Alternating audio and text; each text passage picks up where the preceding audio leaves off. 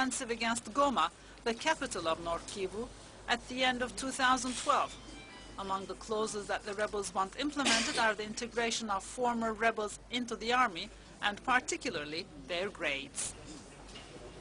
Hundreds of Egyptians have taken to the streets of the capital, Cairo, demanding an end to sexual violence, including harassment. It comes amid increased reports on attacks on women protesters. But as we hear in this report by CFI, most of the cases are hardly reported because of stigmatization and the culture impunity.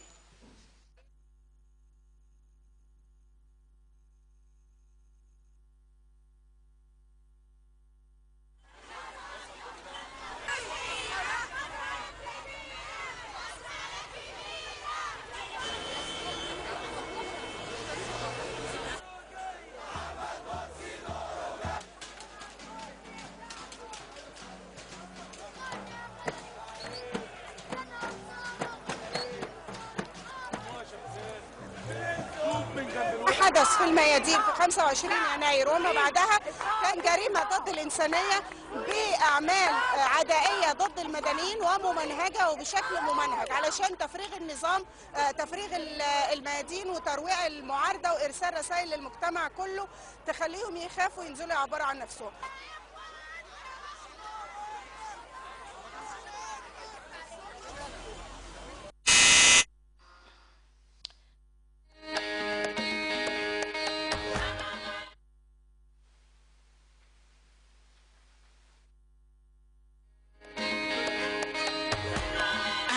Bank, we see a great future, one that's full of opportunity for those who want to be the best. With over 1,000 branches of a single bank across 33 African countries, it's a future where trade can flourish without boundaries. The future is breathtaking, with enormous cross-border investments helping business and government build new infrastructure, while individuals achieve their ambitions right across Africa. The future is Pan-African, and EcoBank is the Pan-African bank.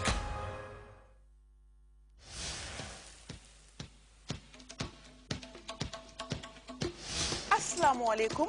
Yéen ñi nga xam ne yéen a ngi seetaan Gambia Radio and Television Services man la seen xarit Maam Jeng borom bakku yéen da ngeen ko yëngal man ma di ko yëngal fii ci GRTS.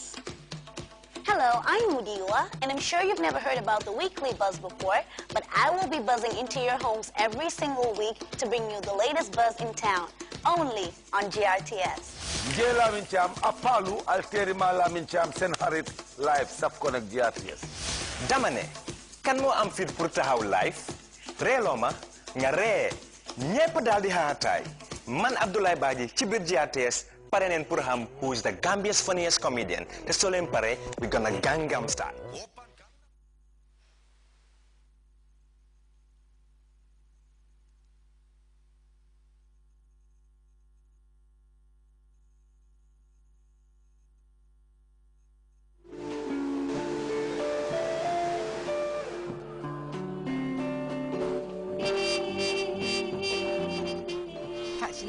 Just sitting here doing nothing. This is precisely what you've been looking for. A vacation in some exotic destination, green and always sunny, amid ever blue skies, navigable rivers, and clean white beaches. Begging for a lazy day, you gotta be in a destination which brings together all these qualities. It's 2013 and time to experience the ultimate break, savoring moments that will stay with you. Welcome back, and time now to join Fatou Jassi for a look at sports. Fatou? Thank you very much, Aisata. Nigeria's coach Stephen Kashi has warned players and fans that they have not won anything yet after booking their place in the finals of the Africa Cup of Nations. The 1994 winners trust Mali 4-1 to rig the decider in South Africa. Waiting for them in Burkina Faso, the Stallions pulled off a huge upset by beating Ghana on penalties. A year after losing all three of their games in the competitions, they beat not only the pre-tournament favorites but also saw some controversial refereeing decisions. there's no suggestion of corruption, it was unfortunate timing for the referee here at the Mbombela Stadium that on a week when the problem of match fixing in football's been highlighted, he made 4 serious mistakes, 3 of them in favour of Ghana over Burkina Faso. Luckily for the Tunisian official, Slim Jadidi, his mistake should soon be forgotten because there was a shock victory for Burkina Faso, who reached the Africa Cup of Nations final for the first time in their history. And the long wait for Ghana to add to their 4 Africa Cup of Nations titles goes on. It's been more than 30 years now, and their fans are extremely angry and frustrated. The coach was no good, that's why. We lost the ball, we lost the match from the bench.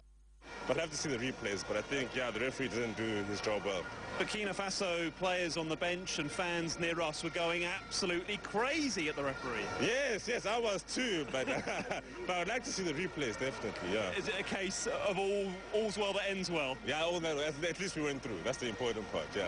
Your first ever final, what will be happening back home in Burkina Faso? I don't know, it's going to be hectic. Everyone is celebrating, you know, so it's going to be hectic, yeah. So the organisers' dream final of Ghana against Nigeria won't happen, but what a glorious tale surrounding Burkina Faso, going one better than their semi-final appearance when they hosted the event back in 1998. This West African country of 17 million people, relatively poor in world terms, well, everyone there will absolutely relish a place at the National Stadium in Johannesburg when they take on the Super Eagles. It should be a huge and momentous day, not just for Burkina Faso football, but for the entire country. Hosts of the next World Cup, Brazil, were in London to play England on Wednesday night. The home side had a Wembley Stadium rocking in the 26th minute when Wayne Rooney scored his 33rd international goal. The Manchester United striker, pouncing on Julio Cesar's save from Theo Walcott. England took their lead into the break, but Brazil were level early in the second half, even before I could reclaim my seat, I'm afraid to say. An unfortunate Gary Cahill mistake was punished by Fred to make it 1 apiece. But England weren't done, and on the hour mark they were back in front thanks to Chelsea's Frank Lampard. A great finish and good enough for a rare England win against Brazil. So not the best start to Luis Felipe Scolari's reign. Well, Asato, which team is your favourite? I think I will leave that. I just want to tell me.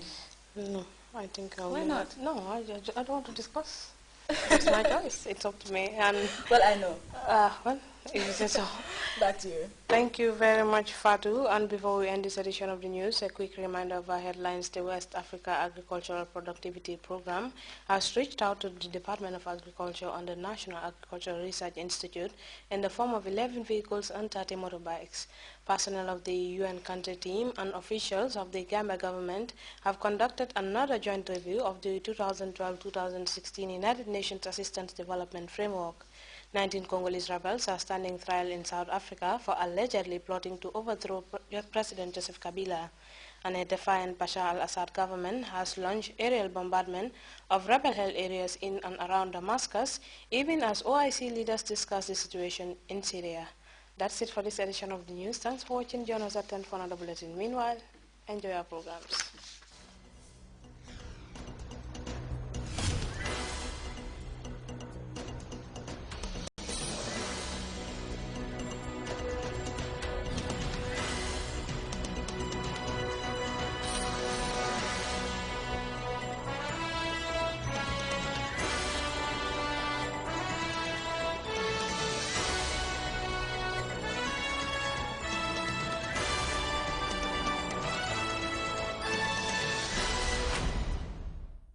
ci làmb lu ñoo wax ci làmb ak lu ñoo waxanto yépp ci biir Leewtoo ak seen xarit Linguère next on GRTS.